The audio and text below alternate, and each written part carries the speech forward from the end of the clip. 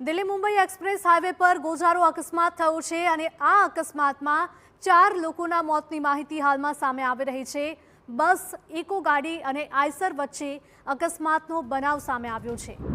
વડોદરા પાસે Delhi Mumbai express highway પર ગંભીર અકસ્માતની ઘટના સામે આવી છે, જેમાં જે ઇકો ચાલક છે તે રોંગ સાઈડ આવતા તેમાં જે રહેલા 8 પેસેન્જર હતા તેમાંથી 3 લોકોના કરુણ મોત થયા છે। જ્યારે સૌથી મહત્વની વાત એ છે કે બીજા જે અન્ય 8 લોકોમાંથી જે 5 લોકો છે તે પણ ગંભીર હાલતમાં છે ને તેઓને તમામને વડોદરાની અલગ અલગ હોસ્પિટલમાં ખસેડવામાં આવ્યા છે, જેની સ્થિતિ પણ અત્યંત નાજુક હોવાનું બહાર આવ્યું છે।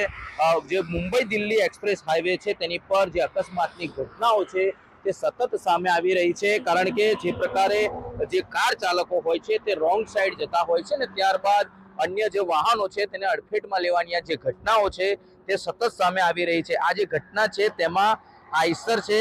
બસ છે અને ઇકો છે, સાથે એક ડમ્પર છે। આ 4 જેટલા વાહનોમાં અકસ્માત સર્જાયો હતો અને તેમાં ઇકોમાં જે રહેલા 8 પેસેન્જર છે તેમાં 3 લોકોના સ્થળ પર જ મોત થયા છે, જ્યારે અન્ય જે 5 લોકો છે તે લોકોની હાલત પણ અત્યંત નાજુક હોવાનું સામે આવ્યું છે અને તેમાં જે 5 લોકો છે તેઓને વડોદરાની અલગ અલગ હોસ્પિટલમાં લઈ જવામાં આવ્યા છે। જે પાદરા પોલીસ અને જે તાલુકા પોલીસ સ્ટેશન છે ત્યાં પોલીસ દ્વારા આ કાર્યવાહી હાથ ધરવામાં આવી છે। દ્રશ્યોમાં જોઈ શકાય છે કે જે ઇકોના આ જે ડોર છે